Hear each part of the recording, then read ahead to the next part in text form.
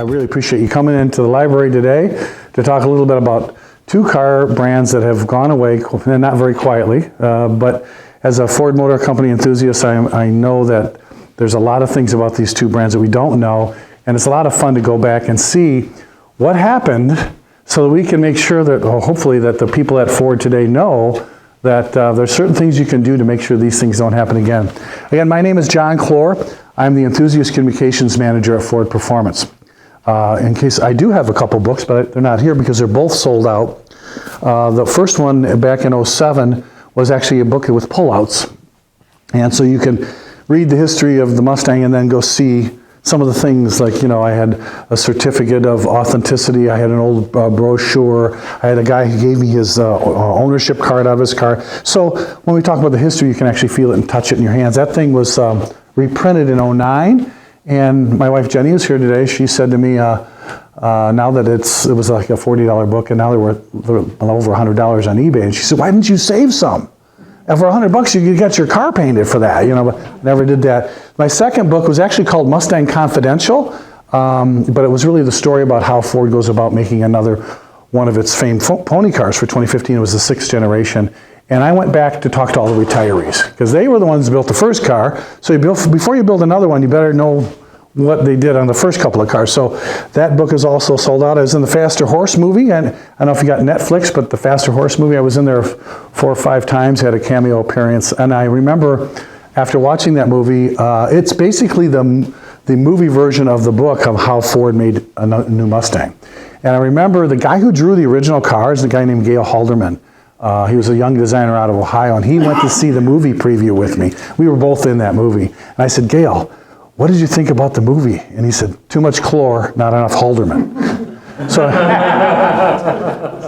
he was my friend. So anyway, so I've written, the column that I write now is called Ford Performance Corner, but I've written for 5 or 6 Mustang magazines. Actually, I started at Auto Week magazine, but before that, 15 years at the Detroit News. I was waiting for the auto editor there to retire, Bob Irvin. I don't know if you remember Bob. I think it was 106 when I left the paper. He was not going to retire, so I just left. I went to Auto Week, which just this week announced that it's no longer going to be printed. It went from Auto Week when I was there back in the 80s to Auto Every Other Week. And then just a couple days ago, they said Crane's selling it off to Hearst Publications in New York, and they're going to just have an online version of Auto Week. Then I left, as you can tell, I went to Ford Special Vehicle Team. And why would you leave a cool job like being an auto writer? I mean, people die their whole lives, they want to be an auto writer. Why would you quit that to go to a car company? Because they used to fly me around the world. I would, go to the coast of Ireland and drive Volvo convertibles, and they'd feed you, because I was real skinny back then. And why would I quit that? Because that was a great job. Well, for one thing, one night I drive the Mercedes home, the next night I drive the Corvette home, the next night you drive the BMW home, the next, whatever it is. And then after about a week or two, the neighbor would come up to my wife and said, what does your husband do? Is he a drug addict? Does he sell drugs? No, I just drive expensive cars. And you get to write about them. And that was a great job, but as a writer, all you really want the car companies to do is listen to you. That's the only reason you write, right? The seats are no good, you should fix this, your bed needs better handling. And the chance to go to Ford and work on a team like the Special Vehicle Team, where we could sit down and drive their performance cars and sit right there with the engineers after an event and tell them what people said, so you can impact product. That's the only reason I went, and I loved it. It was a blast. I thought it would last forever. It didn't. There were turmoil at Ford. I don't know if you guys remember the big recession in '05 and things happened. But in the meantime, the internet happened, and I said to my wife, hey, Jenny, this internet thing's going to be big. I'm going to quit Ford, and I'm going to go to Edmunds.com to become their Detroit editor. And that was really cool, because the internet was just growing, and this was an automotive website that was growing in popularity. And then the second year, it lost $46 million. So then they called me up and said, they can't use the Detroit editor anymore, thanks very much. You can keep your laptop. So I wound up going back to Ford, but this time at Ford Racing, running their websites for Ford Racing, and then a few years back, Ford Racing went out of business too. Now we're all known as Ford Performance, SVT, Racing, Team RS, a global performance area. So it's really been a fun ride, but the reason I'm writing a Mustang book, or writing columns and writing about Mercury and all the brands, is pretty simple. Because now like all these guys, I know Mike Mueller, he's a real good friend of mine. I know most of these guys that have written these books. They're great guys, but they never worked at Ford. And when you work at Ford, you get to meet the guys that worked on the cars. And when you go to the retirees dinner, that's when you have the real stories. And why do I say that? Because I've researched all these and what's in the libraries in the library, right? But I found out that when people, like the press came down and interviewed people in the 50s or 60s, it was whoever was there. And it's their version of the story. The real story is from the people that worked there. So that's why I wanted to share with you today a little bit about Mercury. Because Mercury's got 72 years of product history. Edsel's got 3, so we'll do Mercury first. And we'll talk about Edsel. Because they're kind of joined at the hip. Mercury is Ford's medium brand.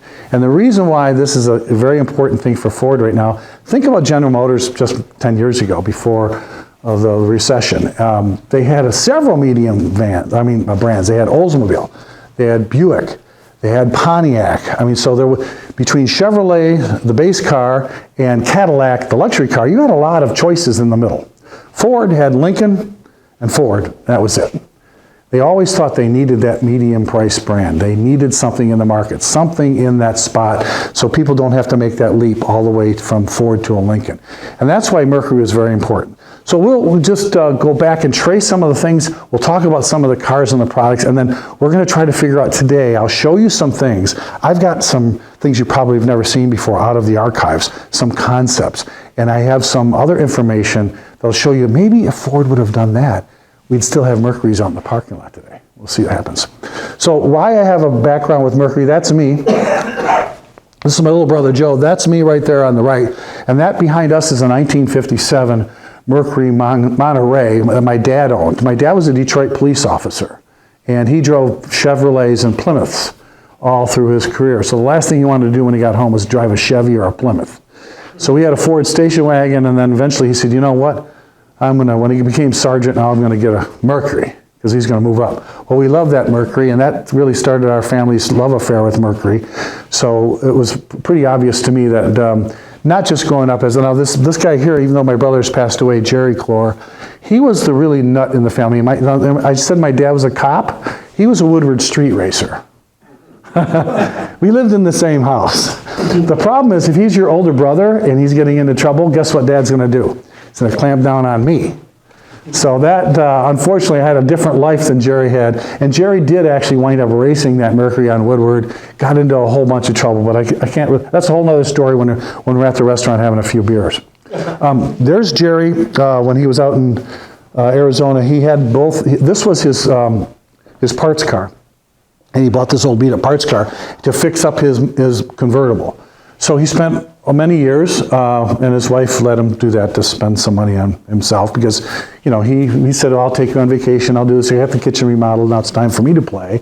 And he got that beautiful Monterey convertible, Tahitian green, done up. But the problem with Jerry was, like many of us, we fell in love so much with the car that he restored his parts car too. That car was like a shell when he was done. He went back, and so he had both cars, and he was able to let me drive it. There I am driving it there, and back. He lived in Ahwatukee, which is between Phoenix and the Bob Bondurant School of Racing, which SVT used to be out there. So I have some experience in the brand, and I have a lot. As a kid, I remember going to the junkyards, and my uncles with Edsel, so I just love these cars.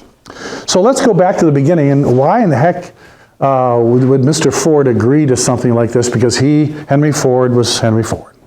He didn't like change. He didn't embrace change. And he had one son, his son Edsel. Wonder how that name came about. He was adamant that, Dad, we got to have this medium brand, we got to do it, and he was able to coerce some people in the company to go ahead and start our own brand. Mercury is the winged messenger. It's a Roman god. It's a god of speed, so it's really kind of a cool name. A lot of people thought it was named after the planet. No, it's not. But the symbolizing of dependability, speed, that was really important. Ford wanted a name that people could relate to.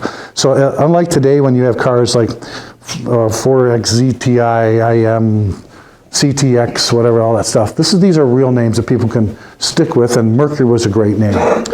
The idea behind it, give them really great design, give them more power, more features, and then make it ride better. And that would be so if you're going to walk up in price, give them some value for that walk-in price. So that first year when it came out in 1939, it was called the Mercury 8 because it had the V8, which everybody loved. You know, Ford can be credited for intoxicating all of us with horsepower because, you know, back in the day when before the Model 18 and the Model A later had a V8, we were driving around with four bangers. Most of our cars were four cylinders. The Model T was a four-cylinder car. And we knew Chevrolet was going to do a 6. But the fact that Ford wanted to do an 8, and people made fun of him, you know, he said, you know, they're going to shake itself apart, you're an idiot.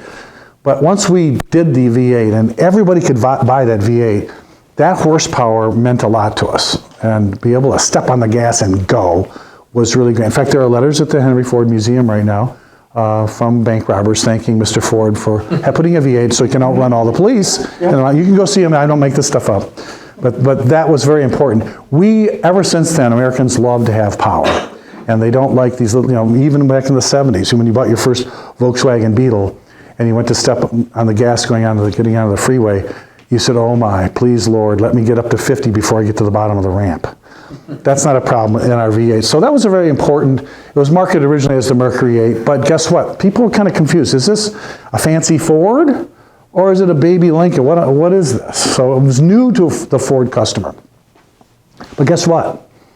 It was really successful. I mean, this was great news for Mr. Ford because he was kind of nervous about putting something in there, and he thought it would take away from a really great Ford. It was called the Ford Deluxe. If you guys ever seen one of those, they're really nice. They're dressed, they're really the best Ford in the lineup. So they were afraid they would take out sales, and they didn't. And they sold more than 65,000 of these Mercurys, which is a big number back then. And it was a lot more with the, you know, it had almost 100 horsepower. It was a lot more money than a standard Ford. So you were paying for it, but it was a pretty car, and it really brought people home. Hey, I like this idea. This thing might work.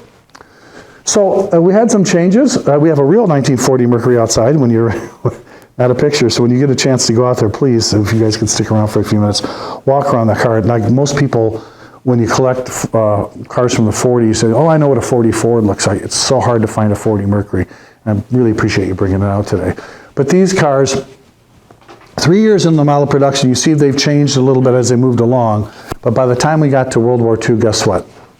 You're out of business. And it wasn't just Mercury. Every car brand was out of business. For the war effort, all the automakers shut down, and we went on to become the arsehole of democracy. A lot of people say that if we didn't have the auto industry here, like if we were just buying our cars from China, we wouldn't have won the war. Having manufacturing in the United States was so important. That's why people don't understand. We just can't export all of our manufacturing. Because someday, you know, if we got into a war with China and they were the only one who made planes, they're like, hey, could you sell me some planes to fight against you? Because we don't have anything. You can't do that, you know. So it's really important, but as you notice, as it morphed to 42, the car had some changes. Styling updates were big back then, but then things stopped. So in February of 42, they shut the whole factory down, and it was unfortunate because we made some advances. They actually had an automatic transmission, which was a big deal back then. They called it the Liquimatic.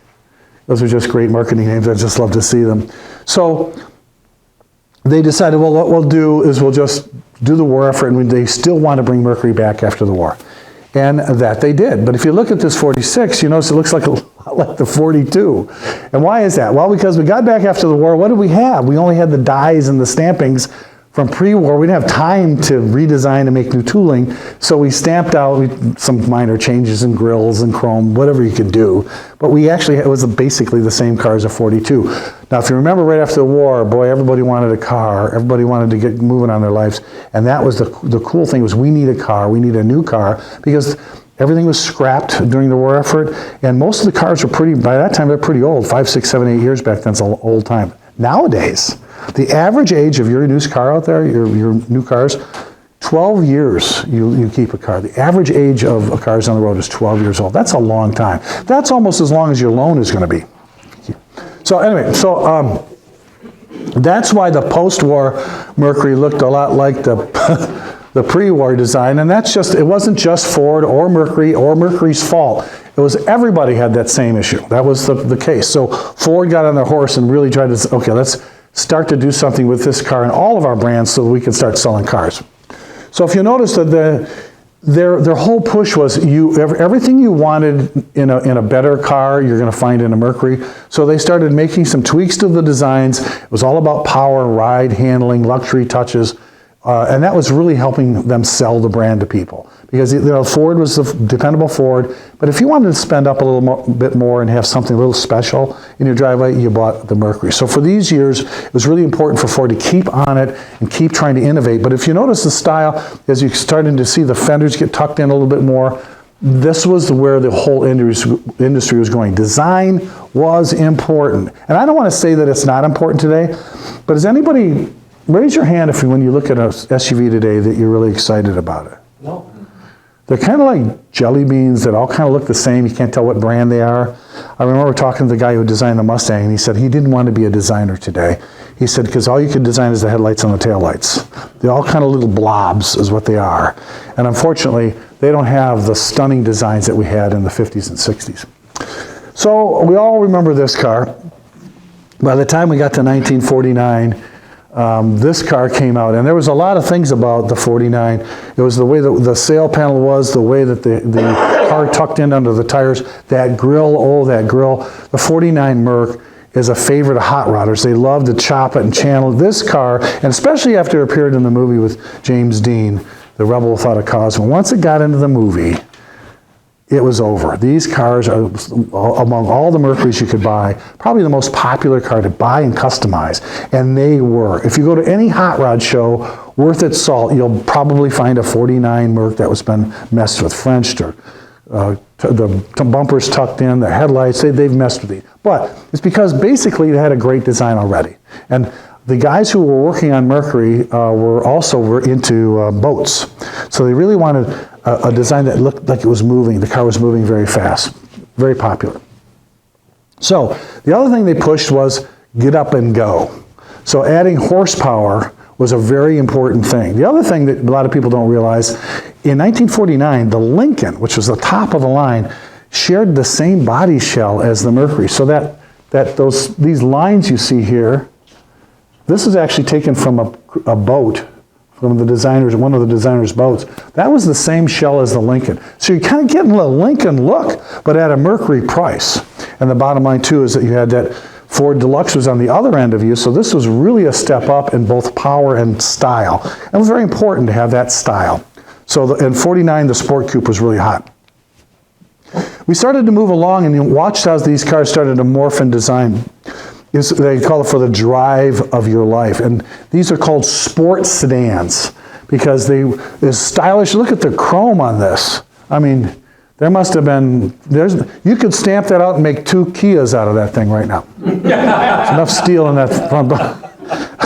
But that's the way it was for, for 50, 51. These cars are starting to come into their own. But you notice how they're looking even a little more streamlined than before. And the taillights were very distinctive on the Mercury. So everybody could tell the Mercury from, just hitting the brakes down the road. You can tell you were driving a Mercury, not a Ford.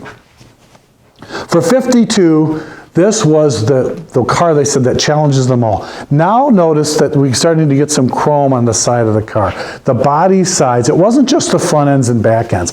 Also notice the cars are looking a little more tucked in. And during the mid-50s, this was really important because everybody was pushing the design envelope, trying to get something so when you saw a car going down the road, all of a sudden you say, hey, what's that? That looks different. That doesn't look like everybody else's car. That was important because you wanted people to say, oh, I want one of those, because you stood out in the crowd where a lot of cars all started to look the same. So 52, as you notice, even I got a Woody wagon up there, you notice how it almost kind of looks like a Lincoln front end, very clean design, very fresh. This was really breakthrough design for Ford Motor Company. Didn't look like a typical Ford, but on the other hand, you got that Lincoln look without the price. Very important. By 53, now you started to see the car really streamlined. This almost like bulges out a little bit, which is really kind of cool. Look at this sweeping back, as if you're going through space and the air is rushing right off the car. Very cool interiors, big wheels, if you guys remember those cars of the 50s. The 53 was really important. And for me, it was important because that's the year I was born. Anyway, by 54, guess what? Mercury pioneered something else again, the first sunroof. Now, if you know anybody with a Sun Valley and they drive it around to car shows and you go with them, That car, if you're in there in the summer, that car, you got baked. It's hot in there. Because they didn't know that plexiglass, there was solar gain, and you had this weird green tint to everybody because the green tint in the plexiglass made your face green. You ever drive around with those? They're funny. But they're really super cool because nobody had this roof that you could see outside, or this plexiglass roof was cool. That was really an innovation, and other cars were trying to copy it. The other big news was we changed from our flathead to this new Y block, and they called it Y because the skirt of the motor actually went down to the point where you could almost have a Y shape.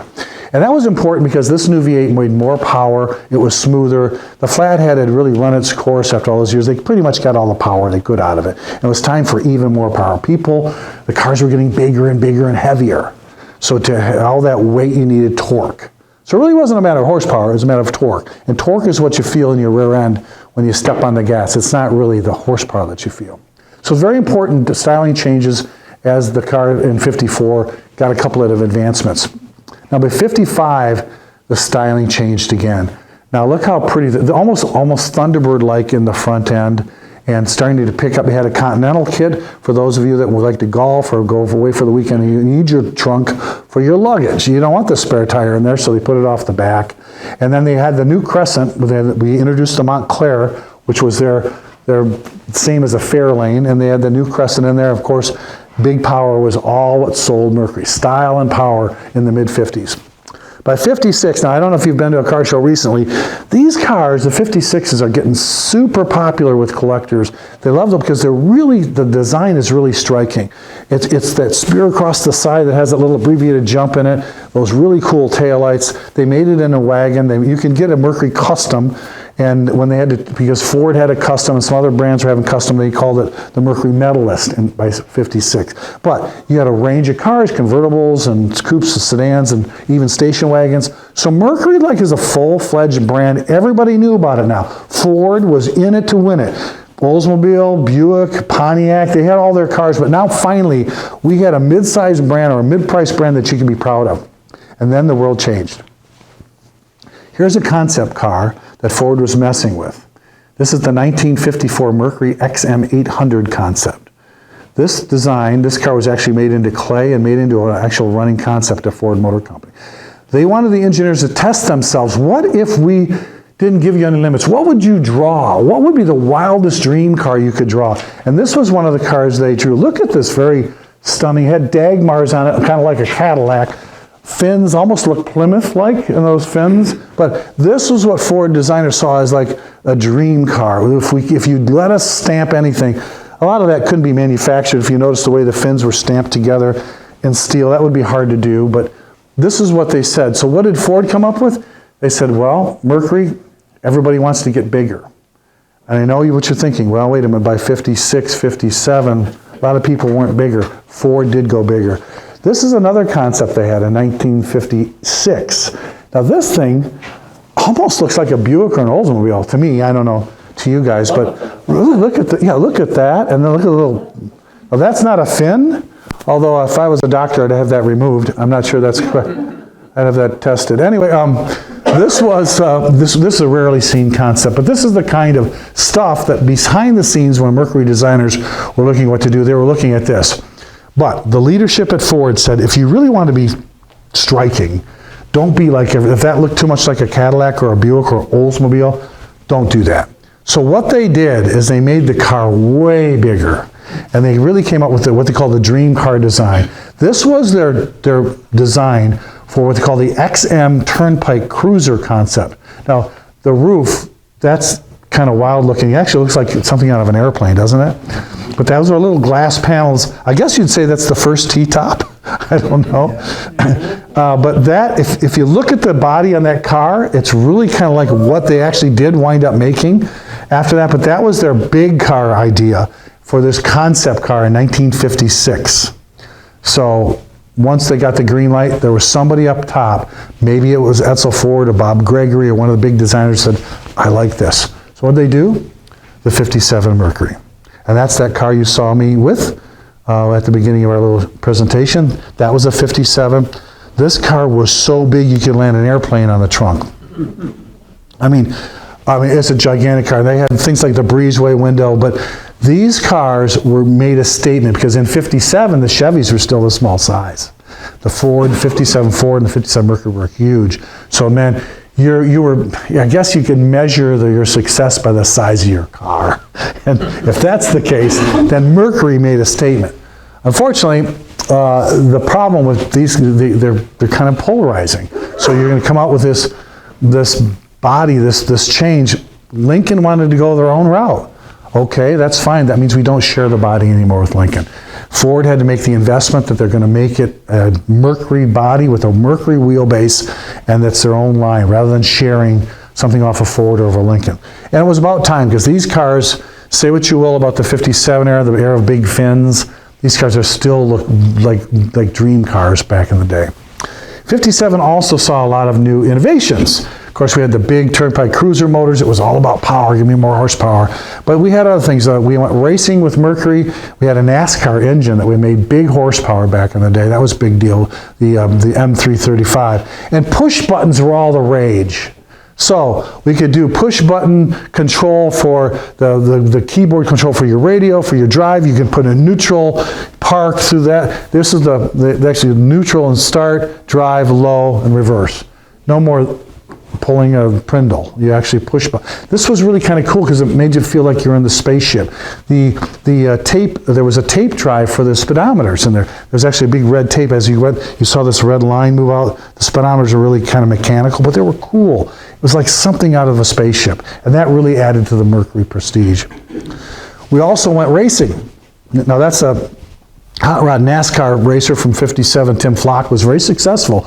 We had the big Y block, we had the big power, we had that NASCAR engine. Those cars were big, but they ran. We also were picked to be the pace car for the Indianapolis 500 in 1957.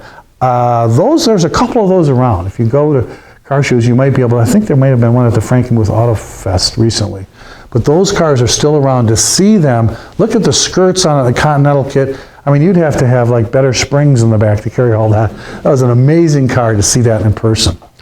By 1958, you'll notice something, that they put a spear, they opened up the back of the car's taillight wing and put a little spear in it. They also kind of changed the overbrows on the headlamps to even made more chrome. If that's possible, they had bigger chrome for 58. But what happened in 58? Recession. Yeah, man.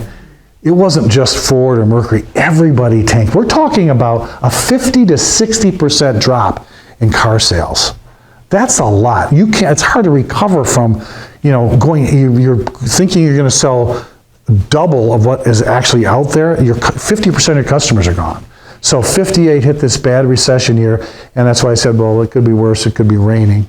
But it was bad, and it was really tough, not just for Mercury, for everybody. But that kind of made Ford rethink. Man, we can't keep pushing this car up market. We better do other things to market this car.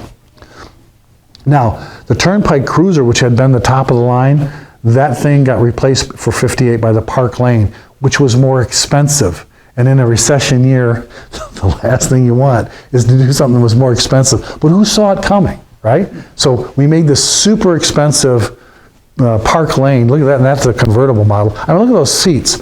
I mean, the couch that you bought at Big Lots is not that comfortable. Trust me. But that thing was, it's 5,000 pounds of car riding down the road. Those were impressive automobiles. Also, through the year, we said we better do something. So they stripped one down. They made a base Mercury, a base car, and called it the Medalist. Because they said, just take all that stuff off. We still want you to come into the showroom, even if you can't afford that gigantic Park Lane. So let us give you a car that maybe you can afford. So you got the look, kind of, although you must admit that didn't quite look, with the dog dish hubcaps, not quite the same as that Park Lane. But it was at least an attempt to understand how we buy cars based on our wallets. Then came this crazy contraption, the 59 Mercury. When you see the fins on this thing, how many people know about the 59 Cadillac fins? Remember those things? The Elvis cars. This was the year for fins. So that's the biggest fin you'll see on a Mercury for 59. Now, what we did, we borrowed some of Lincoln's motors, because these cars, again, you're pushing 5,000 pounds. You need power. And the biggest engines we had were in Lincoln. So we took them. And also, These are all unibody cars. They didn't take a frame and then put a stamping and bolt it to the frame. So these were gigantic cars and they had their own bodies. This was one of the longest wheelbase and heaviest cars Lincoln ever built, and that's 1959. You can see here, now that guy's got skirts on it, but the power was the big deal, so we did is we had something called the Super Marauder, and that was basically used a lot of race technology in that engine, the Lincoln 430. It was a really popular option. So when you see an old, especially a 59, look for that motor. That means your car is way more collectible. And yes, they had wagons. They had, look at the little bubble back glass. Those cars were really fancy. But there was a big time for a change. And because we lost so much money in 58, we had to do something. And Lincoln and Ford were struggling with their own issues. So Mercury had to rethink themselves. So by 1960, you remember what 1960 was? It was at the same time this is happening. We'll talk about this in a few minutes. Edsel came out in 58, 59, and 60. So there was a wholesale change. These Mercurys were actually built off of Fords. And in 1960, very hard to find a 60 Mercury at any show. My dad had a 60. I don't see them. I mean, I know they didn't sell a lot. Their unique style, maybe, I don't know why, you just rarely see a 60 Lincoln. 3 on the tree. Yeah, 3 on the tree. Door 3 on the tree. Oh, that, but see how the design had really changed, how the car's smaller? See how, I mean, it more looks like on a Ford body. That was no mistake. We had to save some money somewhere, so you can't stamp this giant thing just for Mercury. Let's share it with Ford. And here's one little Edsel cast off. There was going to be an Edsel, a little compact car, but since Edsel was out of business by 1960, and they pulled the plug out of it, they said, what are we going to, we already built this car, we developed it, we have all the money in it, we want to sell it. What are we going to do with it? They said, well, sell it as a Mercury. But if you bought a 1960 Comet, it doesn't say Edsel on it, and it doesn't say Mercury on it. Because it was neither. It was like a orphan that came to Mercury, said, please sell me because the money's been spent. And it actually was a pretty popular little car. That same year, we made that little tiny car, because in 1960, think of what it came out. You know, there's the Corvair, the Falcon. Americans were thinking small commuter cars, because now wives are going to work. They wanted a second car. They didn't want a big station wagon. They want something easier to park, better on gas. These cars were coming into their own. At the same time, we make this giant wagon for Mercury. So we're playing both ends of the spectrum. Big money going out the door.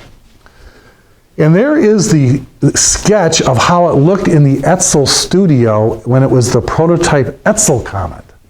But that car never made it to market as an Edsel. It was supposed to be one, but by the time it got to market, just put it on the market, and it sold pretty well because the Falcon was a big seller. And you know that they never got around to putting the Mercury name on this car until 1962. It took 2 years to get a Mercury name on it. They said they had to actually engineer that and make the badges up to put them on the car. Anyway, by 1961, you can now look at these cars, and if you looked at a 61 Ford, you can see really from the roof line, they're really starting to look like Fords. Is that a problem? It probably is if you were a Lincoln or a guy that said, you know, I want to distance myself from everybody. But if you're a Mercury guy, you don't want to look like a Ford. I just paid a premium for this car. If I wanted a Ford, I would have bought one.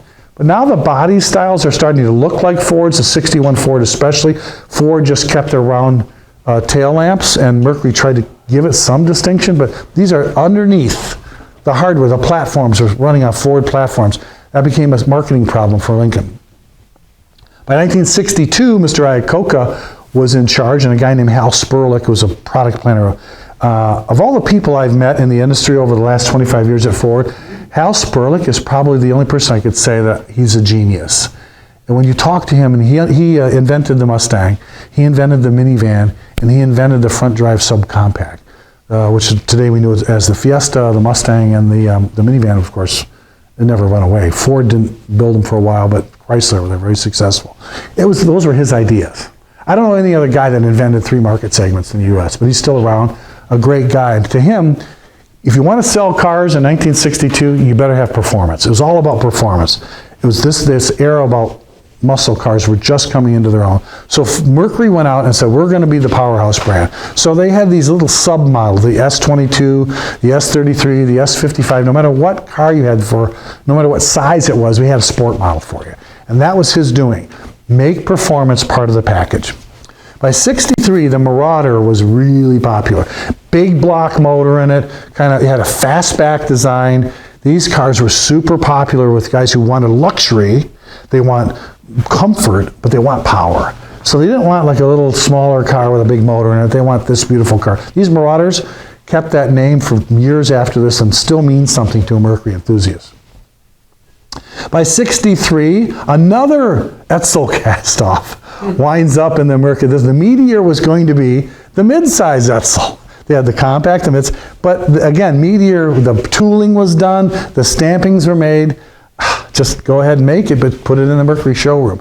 And you know what? These cars were pretty popular. And like that little small compact, this had its own following, which is really about time, because as you noticed, through the 60s, we started getting a little smaller cars. We wanted the mid-size were a little more popular. By 64, it was all about racing. So Mercury really took its head off and went right into NASCAR. Big-time racing guys went into big-time name drivers, and we went all out to try to win NASCAR races for the Mercury brand alone. And we were racing against Fords. We're racing against ourselves. But guess what? It meant a lot. Because the idea was, if you won on Sunday, then you sold on Monday. If you saw it on TV, wow, that Mercury went 500 miles and never had a breakdown. The guy drove it flat out for 3 hours. If they could build that car, if that's the kind of car Mercury builds and they won, I should go buy a car like that. That was the idea. Win on Sunday, sell on Monday. So that was important for Mercury and the Marauder to go out there and win.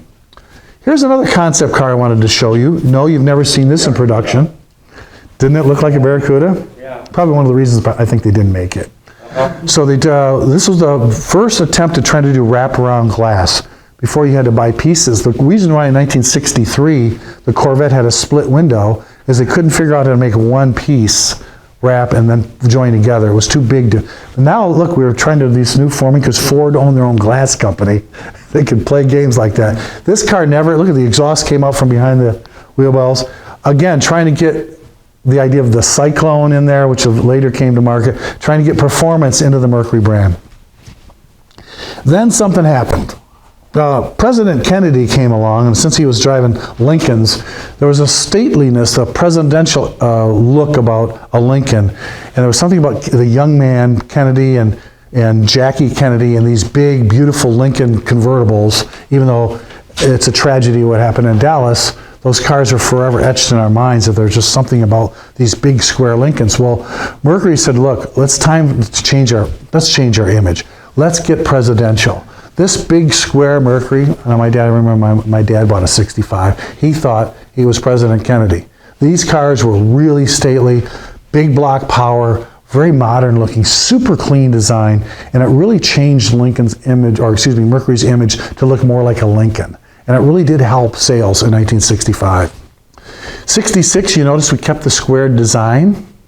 We kind of refined it a little bit. And again, for the mid-size, let the smaller cars go after the muscle car kids. So the Comet gained its Cyclone. And then we also, again, paced the Indianapolis 500, but this time with a Comet Cyclone GT. And it wasn't the big Mercury that got their attention, it was the midsize. So 66 was still an important era, and you'll notice that breezeway window, that was a unique aspect for Ford. Nobody really had too many. You don't see too many those cars, even on the in the show circuit. I remember my dad said, I was afraid that the kids would roll out of the back window when it goes all the way down. But very cool, marketing thing. This is another concept I know you guys haven't seen. This is actually made off of a Mercury Comet. Now, it kind of looks like a bullet or a rocket. It's like a Pontiac. Doesn't it really? Yeah. Well, because of the wheel, Right, well, that's true. Well, but you notice now they're starting to square off the front. This is almost a Ford design.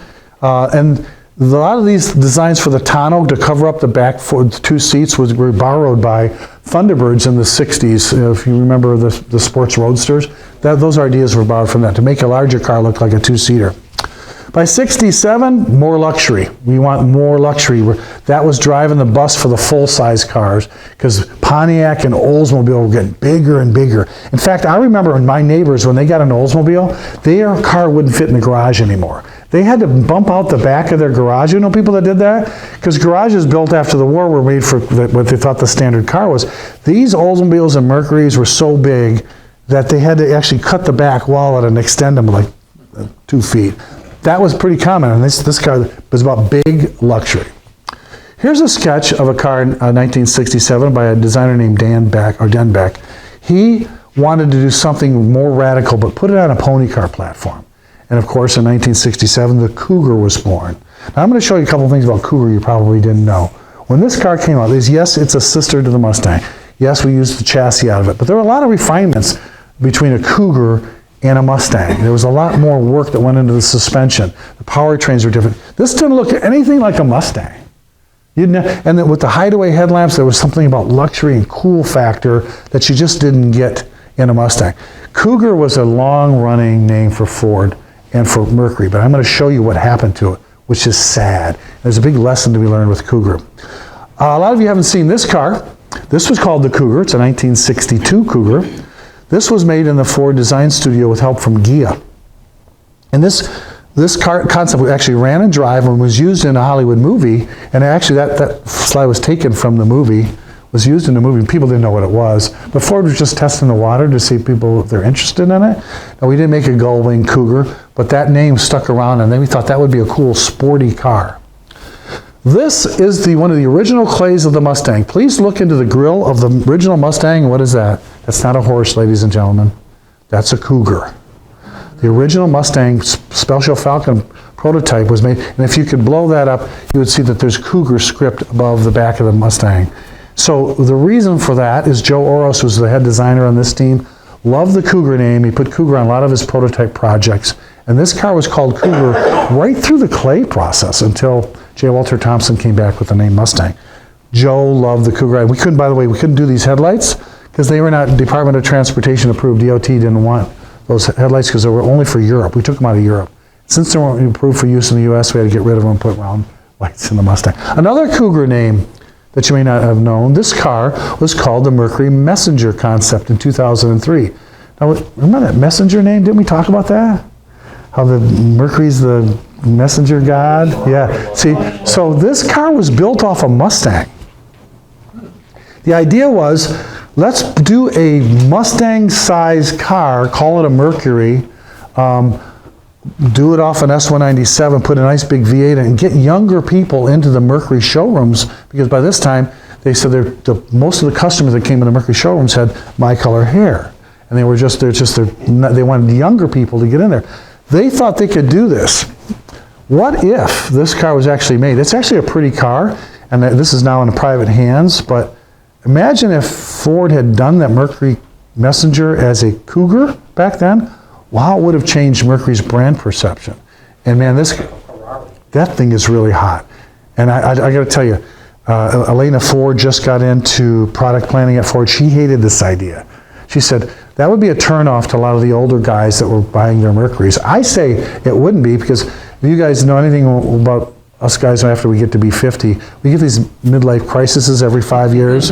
And I know guys that just turned 70 and bought a new Mustang with 800 horsepower, and they're doing burnouts in the parking lot like it's senior skip day, and they're 75 years old. So we have this problem. That's our. But that car would have really changed if Mercury had really pulled the trigger on a Cougar. And this was the last Cougar. Didn't look like anything of the Cougars I just showed you, did it? But this one, the last Cougar actually was done by August in 2002. And that actually was, they did an anniversary car. It was built off a European chassis. But I got to tell you, that's a far cry from that first Cougar I showed you. In 1968, mid-sizes were big. There was a concept car called the Montego. It had this really unique grille design. The guy who drew this car is the same guy that drew the original Mustang. Gail Haldeman drew that car. And the Montego was one of the coolest, the highest styled midsize you could buy on the market. A lot of people love the Torino. It shared a platform with Torino, but this car was very popular. By 1969, man, Mercury's going the same way I was going. We was starting to pack on the pounds. And look how big that car became. That's when we launched the Marquis, the Mercury Brougham, the Marquis Brougham. I remember one guy buying a used car at a lot, and I was listening to him talking. He goes, I want one of them Marquis Broghams. But that's, wasn't a Brogham. But this was the ride for royalty. This was a big deal to have. The name itself, like a Marquis Brougham, was very royal, and it just meant luxury. But at the same time, Cougar went racing, and for the street guys, they named a car called the Eliminator, kind of like the Boss 302 Mustang, only in the Cougar form was called the Cougar Eliminator. Super popular and very collectible. So Mercury's playing both ends of the market. At the top end, they got this big, heavy luxury car. In the bottom end, they got a little sporty Cougar. Now, as you notice, the Montego got more exaggerated. Well, that was on purpose, because by this time, 1970s rolling around, it's you want to be as remember the judge, the GTO judge? You know, sock it to me, baby. If you were watching, sock it to me was laughing. You had to be, the colors were wilder, grabber blue. So the styling on the Montego got way more exaggerated, but for a purpose. Get these young people interested in the Mercury brand, and the hope was when they got older and they wanted a comfortable ride, they'd drive the giant Marquis. Now that was an X100, which was their hot rod full size. We also did something, we decided we just can't make a small car that enthusiast press would love, so why don't we import one? So from Europe, we brought over the Mercury Capri. We sold it in the same showroom. They called it the sexy European sport coupe. There was a small following for these cars. They were lightweight and nimble. They really handled well. They weren't exactly cheap, but they really gave Mercury the idea that they had this flair that you could have just about anything you wanted in the Mercury showroom. By 1971, the Comet name came back. Ford was selling something called the Maverick. Remember, the Maverick was replacing the Falcon as our compact car. So Mercury wanted their own. So they had Comet, and Maverick had a Maverick Grabber, so Comet got a V8 as well. And the 72 Mercury line was we had the full whammy. We also gave you the Marquis, the Monterey, the Montego. Cougar was back, but look what happened to Cougar. Cougar grew into a mid-sized car. Again, now, it did have luxury in 1967, 68, but now they're really pushing the luxury thing. You know, now Cougar really wasn't that hot rod anymore. It was more, you know, I want a fancier car. And of course, that taillight, you couldn't miss that taillight if you were driving down the road. That's the Mercury. By 76, a couple other things happened. The front end of these Mercuries were so big. I don't know if you've seen like a 76, but by the time you get to see that, they're impressive. I thought they were a pretty car. They were just impressive. The car was, they're just impressive. They're big. But on the opposite scale, Ford was selling a smaller car, a subcompact below Maverick called the Pinto, and was very successful. So they thought, why don't we upscale one and put this cool grille on it? So they called it the Bobcat. It came in a sedan and a wagon, and basically it was a gussied up Pinto. But you could get a subcompact economy car in the Mercury showroom. And that's also the year, 1975, was the launch of the Monarch. It was Mercury's answer to the Ford Granada. Now if you remember those ads, Willie Iacocca, it's a very stately upright grille car. It was Henry Ford II's favorite thing to have upright grills. He did not like slanted grills. This car, again, mid-size, very stately looking, and the advertising was, you threw your keys to the valet and he said, go get my car, and the guy brought a Mercedes up. He said, no, I have the Monarch. Oh, the Granada got confused with a Mercedes. Yeah, so I don't know who the valet was back then, but it wouldn't fool me. But these Fords, these were very important Mercuries, because you could see now how Mercury, all of a sudden, they want to be something for everybody. We want everybody to get in the showroom. I mean, we had everything covered. So imagine the money going out the door in product development. But then we had to figure out a way to get around this, because the world was downsizing. Smaller and smaller cars, lighter weight, aerodynamics, all these things were coming into play in the marketplace. And if Mercury kept selling these giant land yachts, they were going to go out of business. So they're racking their brains, how can we afford all of this in just this mid-price brand? Well, how you afford it, how we did it earlier, we shared a platform with the Fords. Go steal their stuff. Use the underpinnings for the Mercury. So the Cougar, I'm showing you a four-door, don't cry. This once glorious, sporty, cool car became a four-door. Now, there's nothing that takes the spin off your life if you're going to pick up your date in a four-door. If you had a two-door, you know, you get a chance to get a second date. Mom's four-door or grandmother's four-door sedan, sorry. That really killed Cougar's image. But at the same time, two things happened.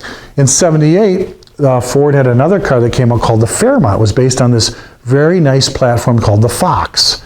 And Fairmont was selling relatively well, so Mercury got theirs, and they called it the Zephyr, which is kind of too bad, because if you know what a V12 Zephyr was, those, oh my God, if you had a Lincoln Zephyr, what that meant to a Ford fan, those cars were spectacular. But in fact, that was the car, the guy who drew the Fox Body Mustang and Capri, Jack Telnack, was so impressed with a Mercury or a Lincoln Zephyr, that's what got him into drawing cars. When he was 5 years old, he saw that car and fell in love with it. But the Zephyr name went on the Fairmont version of the Mercury, which was called the Zephyr. And then the Mustang had a great little platform. Well, why don't we do a Mercury off it? So that Capri no more was the sexy European involved. Now the sexy American came involved. And that essentially is a Mustang, only with its own fenders, its own hood. There was a lot of changes that went into a Capri over a Mustang. It was not just a rebodied Mustang. But Capris had their own following as well. So you had a little sporty Mustang-sized car. Again, let's share all these cars shared with Ford. Now what happened? Oh no, the Cougar was on the pushed down to that Fox platform. That was the platform that you saw for the Zephyr. And now the Cougar was riding on that. They also made a wagon model. A Cougar station wagon. This is marketing 101. This is, now you're seeing the wallpaper coming off the wall. Because what's happened here is you've taken this brand that meant something to young people. This brand that had a brand promise. I'm cool, I'm beautiful, I'm fast, I'm awesome, and now I'm a station wagon. No, that's kind of like, nobody wants to think of a car as your own life. Yeah, I was cool and fast and awesome, and then I got kids and coached hockey and had a station wagon. When I worked at Auto Week, I drove a minivan because my kids were in hockey, but I didn't want to be seen in the minivan because I was an auto writer. So I wore a Nixon mask driving around. You know, you gotta hide. You don't put the Cougar name on a station wagon, but Mercury did because they're so desperate to try to get some glory into something, go buy our cars because we'll put the Cougar name on it. Maybe that'll make it sell. Then they also launched a new car. Ford came out with an Escort to replace the Pinto. Well, guess what? Mercury wanted one. So their car was the Lynx, but it basically was a dolled up Escort. Then things got bad for our friend the Marquis. You could call it Marquis de Sade. They went through a whole lineup of cars, and when they got downsized again, these cars are shadows from that Marquis I just showed you. I mean, yeah, it had the name, and yeah, they had like, you know, nice interiors and some nice cloth, but that is a Marquis wagon with wood grain on the side. Now you're starting to see what's happened to Mercury. Ford didn't see it, but because you're here today, you're starting to see, as we can be able to look back, hindsight's 2020, guess what? Now we're seeing, what did they do to their brands? What did they do to the cars that meant something? How do they just throw the names around and think people will just buy it? You don't buy a car because of its name. The name doesn't make a car. The car makes the name. Ford and the Mercury guys didn't understand that. They destroyed the Marquis with that. They, thank God, had someone at Ford said, let's change the look and put the Cougar name on something as cool as that car, which even though it used turbocharging 4-cylinders, these cars were starting to make a name for themselves. At least they could handle and get it off the Fox. Then we came out with my wife's favorite car, the Mercury Topaz. Remember you had an 84 Topaz? That's just based off Ford's Tempo, which replaced the Maverick. They came up with a front-wheel drive version of their popular. Now that car, the Tempo, best-selling car in Canada. What does that tell you? So in other words, don't move to Canada. Anyway, so this was not a good time in the mid-'80s. We get to 1986 and the world changed. The world changed because Ford decided to do something super drastic. Got to do something. The world is not, where cars are just not exciting anymore. They gave full boogie to go out and redesign what an American sedan should be. And the Ford Taurus, when it launched, was such a groundbreaking car. Front-wheel drive, super big room, great trunk, high build quality, great gas mileage, and this look that was so smooth, nothing looked like a Taurus. Now, a lot of us, when we first saw our first Taurus, we go, wow, it was like a disruptor to our minds. But when Mercury got their version called the Sable, what you see is beautiful and what you don't see is this car was super popular. And they put Mercury back on the, now it's a new name. We're not sticking Marquis back on it. We're not doing Monterey. They'll throw some names at it. It's its own car. And Sable made a name for itself as a real dependable, good-looking sedan that was very, very profitable. So that was the bright news back then. The dark era was he was still trying to import stuff because we wanted a richer customer in the Mercury showroom. We figured if he bought a BMW, maybe he'll buy the Mercury XR4 Ti. And they actually called it the Mercure, kind of like a play on Mercury, which was a bastardization of the name, really. And I remember a guy came up to me and he said, hey, I just bought an old beat-up old Mercury on the used car lot. It was supposed to be a hot car back in the mid-'80s. I go, what'd you buy? He said, I bought an Exrati. Exrati? No, that's not a... Yeah, anyway, so we also lost our subcompact because we decided to get rid of all the older stuff, and the Lynx got replaced by the Tracer, which also actually did pretty well in the marketplace. Now we decided we've got to do something because there was such a proliferation of models by the time the end of the 80s came around. How do you stand out? Well, luckily for Ford, Thunderbird had changed into a new platform called the MN12, and they were able to share that with the new Cougar. So the Cougar riding on this platform, the car rode so much better. It was a much better platform than the old stuff that we've been using. And did it share with the Ford? Yes, but it was very helpful at that point. Look what happened to the Grand Marquis Colony Park wagon, Colony Park with the wood grain applique on the side. That's a far car. Although, if you probably had one of those, you probably would like it. Car. Yeah, but that once luxurious name became this wagon, and then we made the mistake of putting the Capri name on this little Aussie-built front-wheel drive. They said it was a 4-place car. It was a 2+2. You couldn't get anybody in the back seat. Trust me. This car's build quality was so bad that we couldn't keep it in market. The worst thing to do is work at a Mercury dealership when a 1990 Capri came in, because they were just fraught with problems. And that's another thing which you can't do. If you're the mid-price brand, you're going to spend more money than the Ford. You can't have service issues. You can't have problems with your cars, because then you're saying, why am I paying a premium for this car that it's nothing been in the dealership the whole time? That was a big problem for the little Capri. I wanted to show you this because by 1997, Mercury was thinking of a new type of car. Look at the way the doors opened up. That was like a clamshell back. There was the suicide doors again from the Lincoln. Very cool. This car looks better than the current Tesla. And this kind of style and design, they were clamoring for. Can we get this back into Mercury? We've lost our way. We're throwing names around and badges around and throwing it on every kind of car. Can we get something like that back? And the answer was no. Why? Because the world turned to trucks while you weren't paying attention.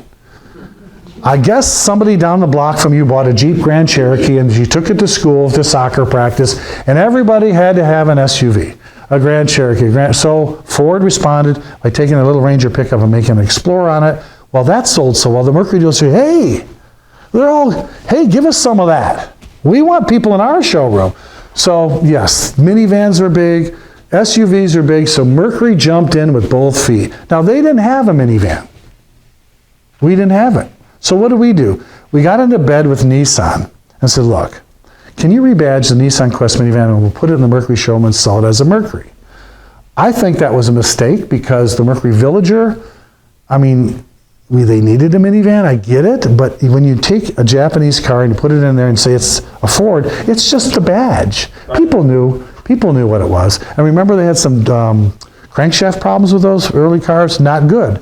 And then they realized, well, wait a minute, you're selling me a Nissan? If I wanted a Nissan, I'd go to a Nissan dealer, right? So that was an issue. We didn't have our own minivan for Mercury. And when, of course, by 95, the Contour was going to be our world car. This was built off a car in Europe called the Mondeo. And the Ford Contour, was really great. Well, what did Mercury make? They made their version called the Mystique. People called it the Mistake. Because it just was very slightly changed from the Contour. It's badge engineering, folks. All you're doing is you're engineering a badge. It's the Ford. You're selling them as a Mercury and it's a Ford. Here's a problem. Now, did we get the utilities? Yes. We went ahead and we got the Mountaineer in 1997. Very popular. Mercury Mountaineers were selling well because Explorers sold well. You wanted SUVs. We also brought out a car that we got from Mazda, which was called the Escape. So Mercury wanted that, so they did their Mariner in '04. And guess what? The Ford, when they brought out their minivan, it was called the Windstar. Windstar had all kinds of issues, serious issues. So it got to the point where we had research that said people really didn't want doors on both sides of the minivan. Really? When Dodge came out with their minivan with both doors, they doubled the sales over the nearest competitor. Our research showed that nobody really wanted that door on both sides. So it took Ford 4 years to try to re-engineer the Windstar, and it was fraught with other problems. The 3.8 engine had issues, the suspension did. So they changed the name. It's a Windstar, folks, but they changed it to the Freestar, thinking that you would know it's really a Windstar. And the 3.8, they changed the cylinder configuration so it became a 3.9 liter, thinking, oh, it's a different engine. It's not. It was the same one. And when Mercury got their version, they called it the Monterey. There they go again, reaching into that history book, pulling Monterey's name and sticking it on a minivan. Again, think of all these lessons they're not learning. Think of what's happening in your head. Now, if you're confused, just imagine what the buyers were. Now, I was around at SVT when the Marauder came back on the Grand Marquis, and Mercury came to Ford at SVT and said, hey, we want you guys, we got this big motor, the 4.6, why don't you put a blower on this thing, like you got on your Terminator Mustang? What a hot rod that would make. Now, Elena Ford was still in the Mercury product planning. She thought this was an awful idea.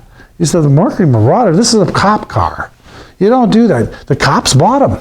In fact, the guy who runs the Mercury Marauder Club is a cop. Because that was what he drove to chase people down, was a Crown Vic. So Marauder was cool, they had over 300 horsepower, but Ford never bought into it beyond the few guys at the company that got this thing made for 2 years. And then, by the way, we needed other cars in the lineup, so they brought back the Montego name, and we put that on our 500 car. It only lasted a couple years. You can't just throw Montego on there. It was just the Mercury version was just re-grilled with different taillights than the Ford. Again, badge engineering. We had to do something more. So if you remember, we wanted to really make a great midsize. So Ford made the Fusion. Fusion's a very popular car. Mercury needed a Fusion, right? They needed a Mercury, said that's a bread and butter segment. So they got the Mercury Milan. And that thing actually ran all the way till 2011, to the end of the line. Those are actually nice little cars. Unfortunately, they used the Sable name when they replaced the Montego, throw that on another badge engineered car. The Sable was a great car, and you just can't throw the name on a car for a couple of years hoping people will buy it for the name. You don't buy a car for its name. So this was a hodgepodge of marketing and engineering messes that all shared with Ford. Mercury clearly has lost its way. But wouldn't this be cool? If you took that Marauder and made a convertible out of it, do you know somebody did? And do you know that was a concept car, showed it in an auto show, and I think somebody actually bought it. Maybe Joe Bortz in Chicago, but that car was, can you imagine a big old Mercury convertible coming back? Of course, that didn't float with Ford. And then one guy actually tried to make a station wagon out of a Marauder. How cool would that have been? But the problem with the hot rod station wagon is, like when I worked on the Mustang team, they said they want to make a wagon version.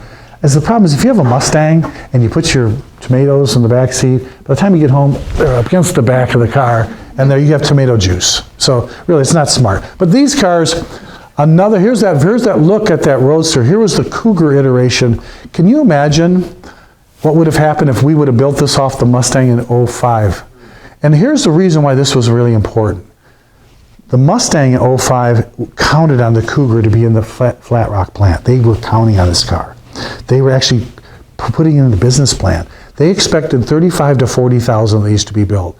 But if we put those extra 40,000 cars into Flat Rock, guess what that meant? I mean, we could do an independent rear suspension for the Cougar and the Shelby, or the SVT Cobra, and we could do a Cougar interior. We could afford the 40 extra thousand cars would give us to do a custom interior that wouldn't be in the Mustang GT. That's what Mercury is about, that move up. Remember the first cars I showed you? Mm-hmm. Suspension, interiors, luxury. This would have done the same thing. But when Elena killed this car, not only did she take the 40,000 units out of Flat Rock, it also killed the ability for Ford to put an independent suspension in the Cobra. So they had to go put the stick axle back in the car. It also meant the Shelby GT500 in '07 couldn't have an interior any different than a Mustang GT. It hurt the other cars too. So that's why these little decisions are really important. So after 72 years, ladies and gentlemen, on January 4th, 2011, the last batch of Mercury's rolled off. Ford announced in 2010, we just can't do this anymore.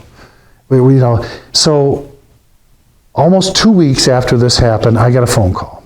John, the International Mercury Owners Association is having a convention in Indianapolis, and we'd like you to go speak. I go, you just killed Mercury. You want me to go speak? I'm going to go to the convention with 500 people at the Holiday Inn? Yeah, you go talk to them. Me go talk to them? So I was stunned as well. I'm a Mercury fan, and it's gone now, and the last cars were a couple of white Grand Marquis, and nobody really knows where the last ones are. They were rental cars. So, 5 or 6 rent. So they shipped them out to Hertz or Avis. We don't know where the last Mercury is. But when I wound up in Indianapolis, and I stood out, and I said, now from Ford Motor Company, John Clor.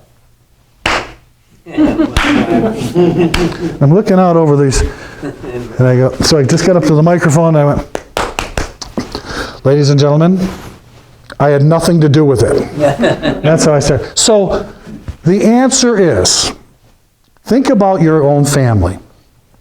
Think about your life. If things are going good, maybe you're in your 30s, started to make some money, your wife got a good job, things were great, so you bought that vacation home. You got it up north. You went and bought a boat, a really nice boat. And the kids were going up there, you're using the cottage, it was great. But then, by the time you got your 50s or 60s, your mom needed an operation, kids wanted to go to college, your money was short, the retirement didn't go as far as you thought. You couldn't sustain that beautiful lifestyle. So what did you do? Did you want to sell the vacation home? No. Did you want to sell the boat? No. You wanted to keep that in the family. But for the sake of giving your mom that operation to keep this family going, you had to sell the toys. You had to sell the fun stuff. And you got rid of it just to keep the family together. And that's what Ford did with Mercury. Their functional car is Ford Motor Company. That was their baby. So did they want Mercury? Sure. They couldn't afford it. They clearly, from what they were doing with those cars, throwing names around and sticking them on Fords, not engineering them, not putting any money into it, sooner or later they said, I can't afford this anymore. So they bailed. And that's what happened to Mercury. So my brother, when I remember we were up there in Indianapolis, we were telling folks, that's really the story of Mercury. He'd say, well, think about what Ford's actually done you a favor. Before, like with my dad, when he had his Ford, he said, someday I'm going to get that Mercury. And he got his Mercuries. He had several of them. And when he retired, he said, I'm going to buy me a Lincoln. And he drove that big white town car. I'll never forget when he got his first Lincoln. So my brother said, so what has Ford done for you now by killing Mercury? They've cut out the middleman. Now you go right from Ford right to Lincoln. You don't have to bother with the Mercury brand. But that's what happened to Mercury. So it's sad, but you can see, if you look at it the way we did today, the lessons we didn't learn about branding your cars properly, about thinking that names make a car instead of cars making names, and understanding the marketplace. People will pay a premium if the product that you give them is unique. If there's a promise with a name like Cougar, if you break that promise, you mean nothing. You don't mean anything more than the guy down the street. So this was a sad chapter that we closed here, but before we can understand Mercury so well, we have to understand, in the middle of this whole thing going on, what happened with Edsel. So Edsel was in that same boat. If Mercury was great in 1957, then having another one would be greater, right? GM's got Oldsmobile and Pontiac and Buick. We just had Mercury. Why don't we get another one? So what did Ford do? They spent huge buckets of money to go out and research what people wanted. What would you want in a car? And they spent so much time and effort to all write everything down. This is what people want. They want this outstanding style. They want this new technology. They want to be special, because this is 1958. So they spent all this money. The most researched car in the history of Ford Motor Company in 116 years was the Edsel. The least researched car in the history of Ford Motor Company, if you attended my talk on the Mustang, you found out that Lee Iacocca made up the research on the Mustang because he didn't have it, and Ford would not give him the money for another debacle of making another new car after they just killed Edsel in 1960. I'm not going to do it again in 63 and give you more money. No, until you prove it'll sell. So they fudged it and gave Henry Ford fake data. The first fake news. Why did they do that? Because they as car people, they said, you know what? We got to build this car. All the guys knew it would sell. We got to. So how are we going to do? So they were told to stop work on it. Push the car, get it out of here. They actually pushed it in the International Studio and covered it up with a tarp. And then they left Ford headquarters, drove down Michigan Avenue to a place called the Fairlane Motel, rented the conference room at 7 o'clock at night because he can't talk about it at Ford. He'd be fired. And then what are we going to do?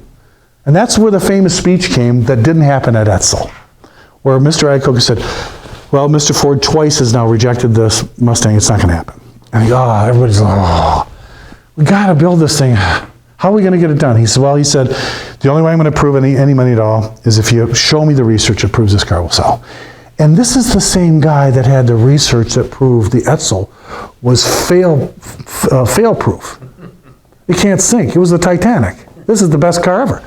So Iacocca said to J. Walter Thompson, our research agent, hey, listen, I'm going to need data that proves that we could sell 100,000 of these cars in the first year. I needed to give it to Mr. Ford. That's the only way we can do it. And so the guy goes, okay. He goes, when do you need it by? And Iacocca said, Tuesday. Tuesday? You mean next Tuesday?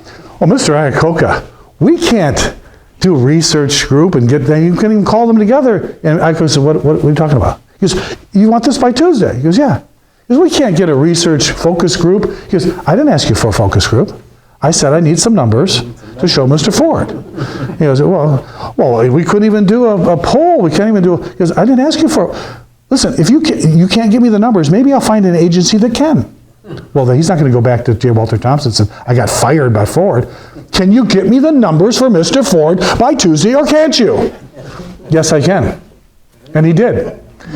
And according to Hal Sperlich, who was there, it was Don Fry, the chief engineer, Hal Sperlich, the product planner, and Lee Iacocca, when they had those numbers, he said all he saw was a manila folder with some paper in it. And Iacocca said, let's go up to talk to Hank.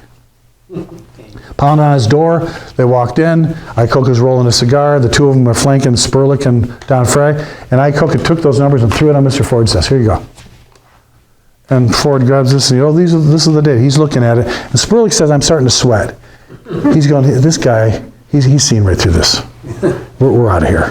This is it. It's the end of my career. Ford didn't say anything. He's peeling through the research. Maybe he didn't read the research that closely for the Edsel, but he was reading it now. And when he was all done after what he thought was 3 minutes, probably only a minute, he threw the manila folder back down and he pointed at Iacocca and he said, I'll give you your effing money for this car. But this thing better sell or it's your rear end. And so what did Iacocca do? Grabs the folder off his desk, thank you, and walks out the door. As soon as he got out the door, Sperlich said he slams the door and he looks at Sperlich and Fry. He goes, did you hear what he said? He goes, yeah. He said it's your job. He goes, no, I thought he said it was your job. But that's Iacocca. That didn't happen with this car. So the research to prove that Edsel would sell was all there. The money was there. Start entire factories, start a new product line, start advertising, get dealers. We're going to win this. There's the Edsel division of the Ford Motor Company on the Southfield Freeway and Rotunda Drive. Wait a minute. What'd you say, John? If I drive the Southfield Freeway and Rotunda Drive, there's nothing there but a field. That's correct. The reason is that building stood there for years and years and years until about 10, 12 years ago, and they finally said, nobody wants to be in that building.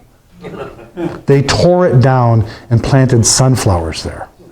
This is like haunted to Ford people. The original Edsel, you can see Hank the Deuce up there. Everybody's happy. Henry Ford's all excited. This car is good. And naming it after Henry Ford's only son, Edsel, a lot of people think that was part of it. When I say to you Cougar or Mustang, that means something. When I say to you Edsel, no. See how name is important? The other thing that people say about this car when it was launched, Look at the advertising. Oh, we spent money. We had a TV show. We threw money at this thing. It's going to be the biggest thing. It's going to put everybody out of business. The most beautiful thing that ever happened to horsepower. Everything the Edsel does, it does in style. And they even got a bathing beauty to come out. But what happened? As soon as the customer, the American public, got a look at the front end of this car, what did they say about it? Horse collar. They called it a horse collar. What did you hang a big horse collar on this car for? That's the ugliest thing I've ever seen in my life. Other people called it a toilet seat. You put a toilet seat on the front. Who would drive around a car with a toilet seat? Other people said it looked like parts of an anatomy that I can't even tell you about. This Ford was ridiculed about how ugly this car. One guy said, who wrote after he tested the Edsel, he said, I wouldn't mind it so much, except the front of this car looks like it's sucking on a lemon. Whose car? You want to own a car where people go, oh, God. That's like buying a Nissan Juke nowadays. Like, what is wrong with you? That car was polarizing. So either you loved it or you hated it. I thought it actually kind of looked good. I liked it. And I'm going to show you something in a couple of seconds so you can blow your mind. So, okay, so advertising, money, dealerships. This is the Edsel. Never before a car like it. Thank goodness. And this is, nice job using that with the Titanic of automobiles. You can't possibly lose. The problem with the Edsel, a couple of things. We talked about the recession year, right? So what happens when you come out in a recession year? Sales are already half. I mean, they're down 50%. And they were projecting 100,000 of these cars to be sold in the first year. I mean, everybody was down 50%. That means you'd have to get a 50,000 projection, which means it's upside down right out of the gate. The second thing is Edsel introduced, they had these what they call batwing taillights, and they introduced new technology. The speedometer was like a compass. It floated, and it was really. I mean, I remember seeing my first Edsel speedometer. Go, this is like what? It was like jewelry in there. It's like looking at a shaking snow thing that you put on your, so cool. Yet the teletouch, remember I told you the Mercury push buttons? They were over here. Edsel said, let's put them in the center of the steering wheel. So it means you'd have to take your hands off the wheel to shift and look down, which is worse than texting nowadays. But here's a big problem with that technology.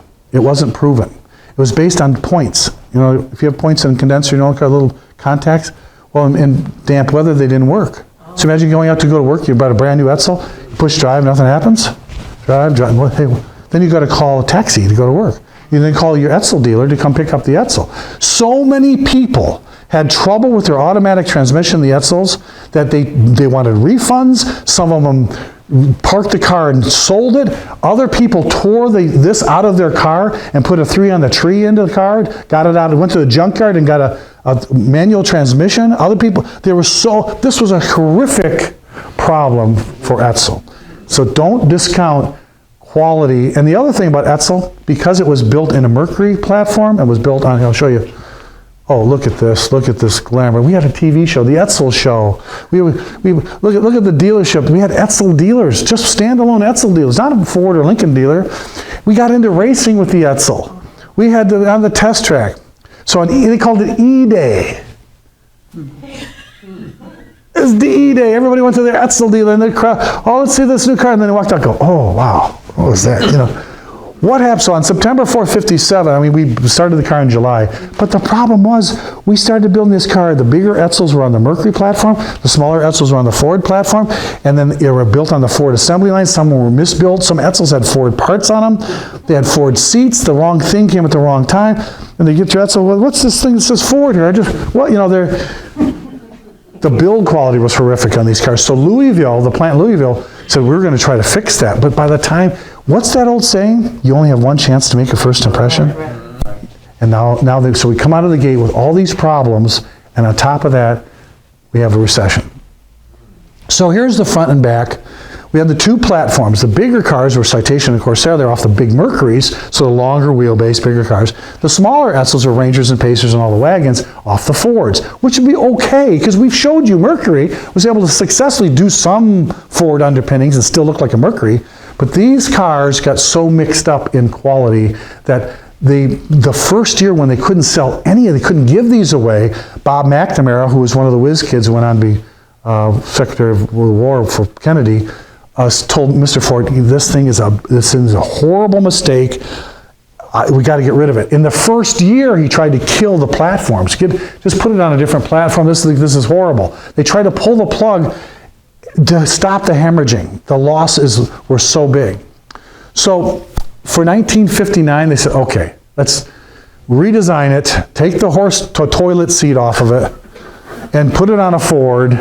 Look how it's toned down. No more bat wing, although kind of with the, I'll build it on a Ford chassis, just to put some normal taillights in it. This is the best they could do to try to tone down the sucking on a lemon toilet seat horse thing. And by this time, they're discounting the price. Now an Edsel was so confusing. Okay, I went to the Mercury dealer. Is the Edsel above Mercury or is the Mercury above the Edsel? Now that it's cheap, does it mean it's Ford, Edsel, then Mercury, then Lincoln? It was supposed to be above Mercury. But when you start discounting your cars, if you don't believe enough of them to charge enough money, what do you think your customer's going to think about the car? Oh, that's that Ford with all the problems that looks terrible. Yeah, let me buy one of those. So by the time, look at the difference between the 59 and then completely put it on a Ford Fairlane.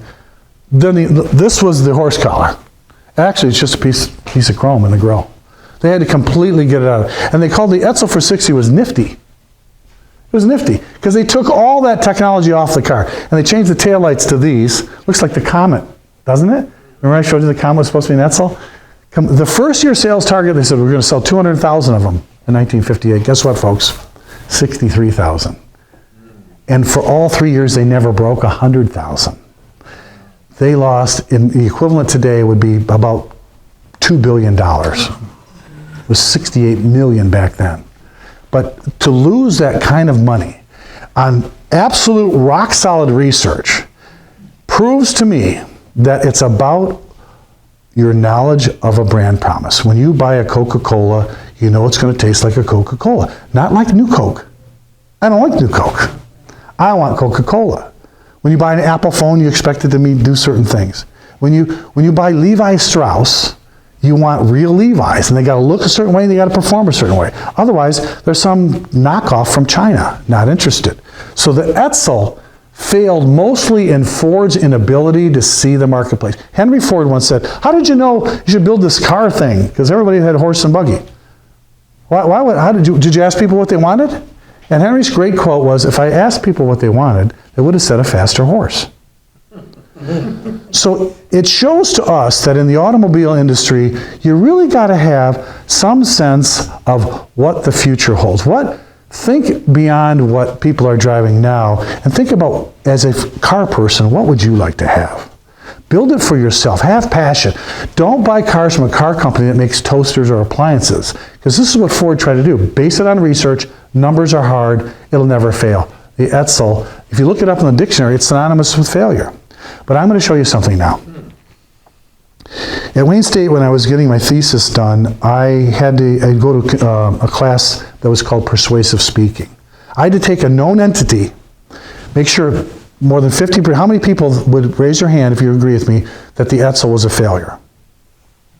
Okay, almost everybody. For Ford Motor Company it was. I love Edsels. I wish I had one. That's just me because I'm nuts. All right, so now we have over 50% in here agreeing that Edsel's a failure, which I did in my class. I had 3 minutes to show the class some piece of information that would change their mind so that more than 50% would say Edsel wasn't a failure. So here's what I did. I showed them the one I'm going to show you, and you tell me if my thesis was wrong. So I'm going to show you the 1968 Pontiac. If you look at the 68 Pontiac, dual headlamps, big horse collar grille, batwing taillights turned the other way. So my question to you, the thrill starts with the grille. Edsel's the thrill. So, was the Edsel really ugly? No. Or was it just 10 years ahead of its time? Because these Pontiacs from 1968 through the mid-70s, extremely popular with those big honking snouts. Those cars were super popular, sold well. So was it, they just were so far ahead of where people were thinking, where their minds were at, that the Edsel was actually just ahead of its time. People weren't ready for it, so it came out just 10 years too early. I think personally, I think it was more the mechanical issue with the transmission than anything. People, that sour, I don't care how pretty your car is. You know, I know guys that bought a Maserati, and after they had it in the shop, like the first 4 months, couldn't drive it. You just, I don't want it. It might be cool, but I can't ever drive the damn thing. So my thesis was maybe, and so when you start to think about the tail lamps, oh, these horrible bat tail lamps, or this horrible grill, and you start to think about what the Pontiacs did for 1968, 69, 70, 71, 72, the Parisiennes. Oh my, maybe Ford's designer got it right. He was just too far in the future. And you know, when we took a vote after that, we talked about Edsel. Over 51% of the class said, you know what, maybe Edsel wasn't such a failure, just the world wasn't ready for it. And Ford clearly wasn't ready to build it properly. So I'd have to tell you that no matter what car, whether it's a Mercury, which is a great brand for 72 years before it went away, or the Edsel, no matter what car is out there, Ford's got a club for it. People love the Edsel. People love Mercuries. And they're always going to love them because they meant something to them when they saw them as a kid, and they want one now. And even though you can't get parts for them, you want to drive them to a show. And I would love to have an Edsel. Jenny, Father's Day. So the cool thing about Ford, though, is because we don't build cars that, you know, are toasters and appliances. People have an emotional attachment to these cars. We just love them. So we have clubs for them. So Ford does all these things for our clubs today. And the Edsel Club, I'm going to tell you a shocking number, the Pinto Car Club of America, 5,900 members. For a car that was supposedly hated, it was the worst car in the world. The Edsel Club, very active. Those guys go everywhere, and they drive their Edsels. I don't know if they actually engineered for the Teletouch, a guy to do a solid state. He re-engineered it, just plug and play. They had an electronics engineer change it. Now they don't have that problem because modern technology solved those issues. So Ford does all that, and I'm running a program now at Ford called Club Connect, where we want to connect with all these clubs. We want to meet you guys with the cars. Why? Because you don't see other car companies with clubs, and there's no Camry club anywhere. They're not, you know, where would you, if you had an appliance, where would you celebrate at? Home Depot? You know, you have car shows. We enjoy our clubs. Today, Ford sells cars like this, like the Shelby GT350, which is an insanely powerful, wonderful Mustang. We sell a drag car called the Cobra Jet. We sell SUVs nowadays that are sporty. This Edge ST, and now just came out with the Explorer ST. High performance utilities, because we think we've done research that proves that you want utilities, but you want high performance too. So there's that research thing again. We also do this crazy truck called the Raptor, which is, well, these trucks are like $80,000, ladies and gentlemen. They're not cheap, but people are buying them up. We can't build these fast enough. Then we have this.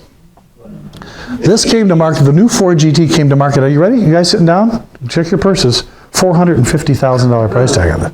But now they're not $450,000. I'll take two. You write me a check. I hope it's good.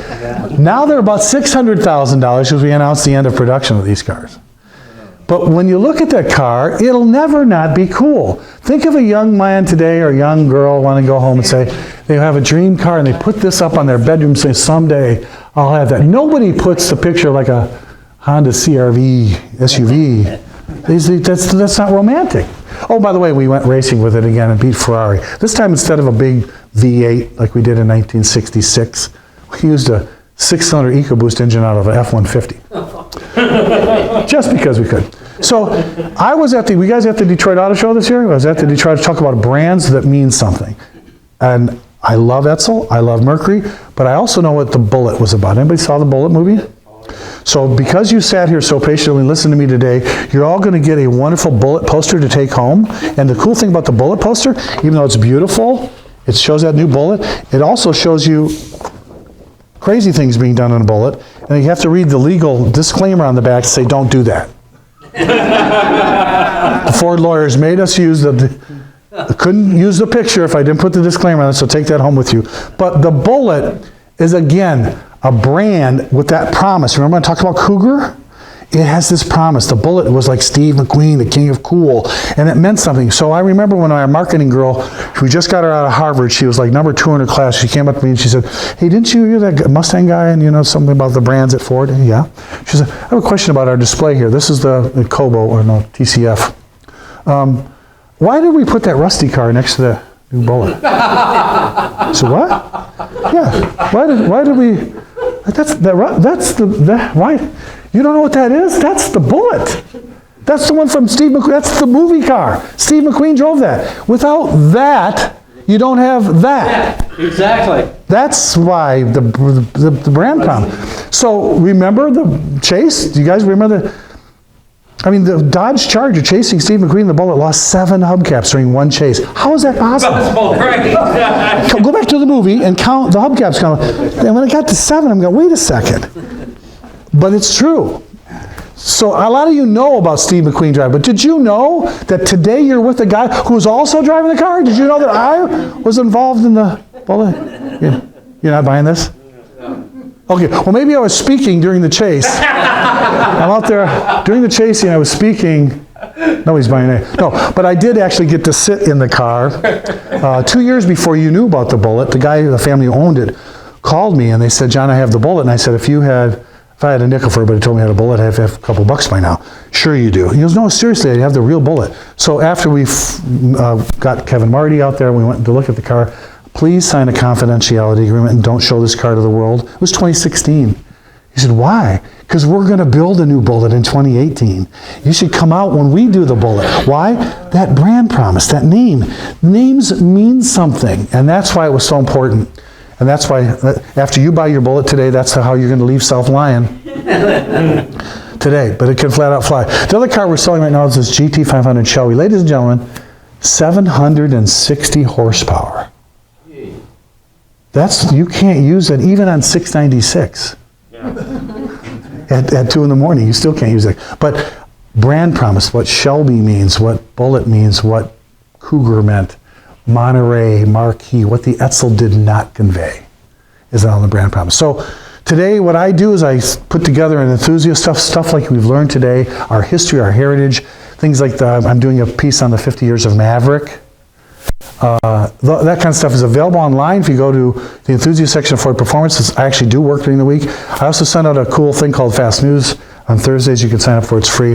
And I come to places like South Lyon Library and talk to people because we have a brand that connects with people. When you go home tonight, you take your Mercury home, you're not just going to throw it in the garage like you're driving a Nissan, or you're going to drive that baby home and you're going to close the door and you walk away and you look at it and you polish it up a little bit, put the cover on it and say, good night, baby, see ya. Because you love, it's like a family member. And that's what we do. That's why you call 1-800-FORD-SVT, well, 788, we can't say SVT anymore. You talk to real people at Ford that love cars like you do. That's why you're here on Saturday. And you call, like Steve's got a 600 horsepower Falcon. You don't call, they're not headset fast food phone jockeys. Or the guy goes, hello, this is Bob. We don't have that guy. This is Dearborn. You're calling Dearborn, Michigan. And we go to the events and we're at the shows, we go to the track. We do this because, like you, we love cars. Love to see the heritage that this company has in cars. So my only recommendation for you, if you love Edsel, you love Mercury, get involved in the clubs. They are the ones that know where to get the parts, keep them on the road, keep those beautiful cars going. Also, you can follow Ford on Ford Performance because we do love cars too. Call us if your girlfriend's thinking of buying a Camaro, we can talk her down. And then read the Fast News every week. So, yes. You know, I got some Canadian heritage. Oh! Okay, and they had a couple lines, yes, and they had a couple lines over there. They had the Monarch, which was its own line, and a Meteor. No, and they also had a truck line over there, the M100. Mercury truck. Mercury truck, and there is one guy that's driving, you don't see Mercury pickups anywhere, but that's true. Canadians had their own, and they had their own derivatives, and they had to change some names because some of the names are protected by copyright over there. And there were some changes, some different chrome, some trim. Yeah, they had their own trim. They're not available in the U.S. Same thing happened with the Mustang when we used the Cobra name over here. For years we did, and we called the Cobra name called the Cobra GT, only in Canada. So those were important changes. Mercury did survive, but that's why it's important for those of you who love our heritage and your cars, don't underestimate the value of you. And if something doesn't make sense to you when you go look at a car, You're the one, you can say what you will about research. If everybody believed in polls, we would have had a different president. The bottom line is, it's what's in your heart. What really makes your love for a car go is, there's something I like about it. And ladies and gentlemen, I'm sorry if I will admit this, but I think the Edsel was good looking. I'm with you. And I think it was 10 years ahead of its time. And I liked most of the Mercurys until we got into the 80s, when we start throwing names around and just putting them on Fords. That's when a company loses its way. So remember those two lessons that we learned of how Ford could have saved Mercury. And they could have kept that. You don't need to have a player in every market. Maybe you find your niche like Corvette and just be good at it. So Mercury, if you was going to just do a luxury car. You don't have to play in every sandbox, have an economy car and have everything in between, because that takes all your money. You don't have product development for that. So that killed Mercury. Edsel, I'm not a big fan of market research. I hate to say that, because if my bosses were here today, I'd be fired. But bottom line is, people, where you learn about cars is not in a desk in Dearborn. You don't send out a piece of paper to your house and then you fill it out and you send it back to me. You take your car to a show, you go out to talk to people like we are today, we talk about cars. We go down to the Coney and we'll just sit and talk about what you liked about Mercury, and that's how you'll learn more that way than you will any survey or any data. So it's not about data, it's what's in here. Can I answer any other questions, any comments about Mercury or Edsel, about Ford? Anybody buying into my idea that the Pontiac was... Well, the thing is, it wasn't just Mercury that suffered that fate. Pontiac did the same fate, Oldsmobile. Well, let me say that. That's a good point. Let me just say that there's a little bit different story with GM's mid-sized brand. They still have Buick. Right. And why do they have Buick? Because Buick is big in China. That name means something. So it's very big. So during the recession, when they went bankrupt, they were told to purge brands. They got rid of Saturn, Hummer. Pontiac had to go. Pontiac was actually a profitable brand. Not profitable enough for the government to tell the General Motors what they should keep. Why Ford didn't take the buyout money was because they didn't want to be told what to keep. They want to make their own decisions, which is pretty smart. Now, if you look back, Pontiac had some really great cars. The G6, the G8s, those cars were good. Jenny and I just saw a Fiero coming up here. Cool little car. Pontiac had some really nice stuff. What was it, ad, We Build Excitement? Remember that? They had some good. GTO, one of the first muscle cars. Great Pontiacs. Oldsmobile was a different story. I was at Auto Week when Oldsmobile decided they don't like you guys. They said, I don't want, not your father's Oldsmobile. Oldsmobile decided that people coming to the dealership were too old. They don't want anybody over 50. So they want who do they want? Lexus, Infiniti, Acura. They wanted those young 30-somethings to buy their cars. So they got rid of their customers. They don't listen to your customers. No more big, cushy, soft, comfortable, smooth-riding Oldsmobiles. Get rid of that. So they made a car called the Aurora. And it looked like a bar soap. The only reason you could tell it was going this way, it had white lights on this side and red lights on that side. It was interchangeable. They took all the Oldsmobile names off it. Remember I said about names? No, Oldsmobile wasn't on there. It just said Aurora. Because we want the new customer. We want these kids. We want the 30-something. Not your father's Oldsmobile. We don't want your father. He's too old. The problem is your father has all the money and you're living in his basement. Seniors 55 and over make up 17% of the population, which is bigger than any minority in the United States. Senior citizens 55 and over have 68% of disposable income in the United States. We control that.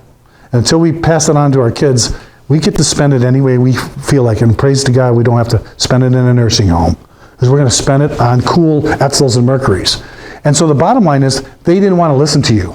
That's what. So what happens? So I told Henry Ford III this. So if you don't want your old customers, and you didn't get your new customers, then what you have is no customers. That's what happened to Oldsmobile. So when they said kill it, that's like you go into the dealership, you go hello. Yeah, nobody's there. Because it wasn't an Acura, it wasn't an Infiniti, it wasn't a Lexus. You can't be somebody else. So there are people at Ford Motor Company today that say, oh, don't talk about this stuff, John. This is our heritage. Don't talk about that. Because you're looking back. We want to look in the future. If you're not looking in the rearview mirror, you won't see the cop coming up behind you. You also won't see who's going to pass you. So I'm not saying you drive backwards the whole time. I'm saying if you don't understand where you've been, you won't know where you're going. And I can see today, come this November, Ford's going to make a product announcement from the LA Auto Show that if they sat here where you were sitting, if they were sitting up here, they wouldn't make this announcement. They wouldn't do that because the lesson we learned today about Edsel and Mercury would be cemented in their heads that they know you don't throw things and names at certain products that are not true to that brand promise. So understand that, and when this all happens, say, man, thank God I went to the South Lyon Library and I heard that. This is right. This is actually happening because we learn from our mistakes. If you make a mistake, it's okay, but learn from it. So we've been taught a very valuable lesson with Mercury and with Edsel, and I can hope that you enjoyed your time with us today. Any other questions? Yes, sir. Yes. Thank you.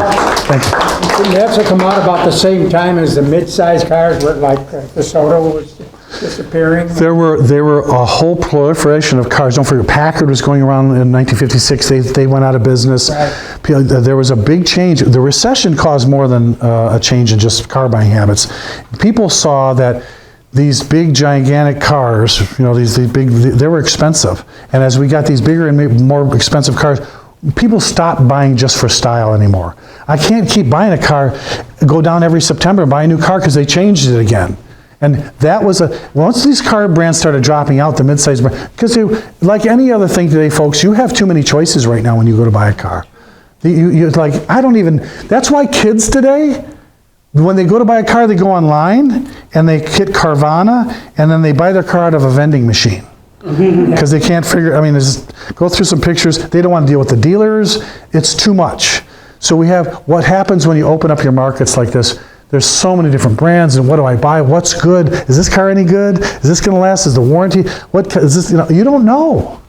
That's why it's so important when you get a chance to come to a library or sit with car people. People are in the industry who know the products. Get in a club. Like when I got my Mustang, I had to join the Mustang club. I don't know where to get parts or who's the good paint shop and is this part any good? Those people have done it already. So learn from your friends. And I think you'll find that car collecting is still cool. I don't care what they say. In 10 years, nobody will have cars anymore because we'll all be taking Ubers. Not me, folks. I don't want to call up Todd, who'll be here in 7 minutes on my phone. They said Uber is a disruptive technology. No, it's not. We had something called a taxi. Difference was he was licensed and it wasn't his beat up old car. So, people just don't want to talk to anybody on the phone. That's it.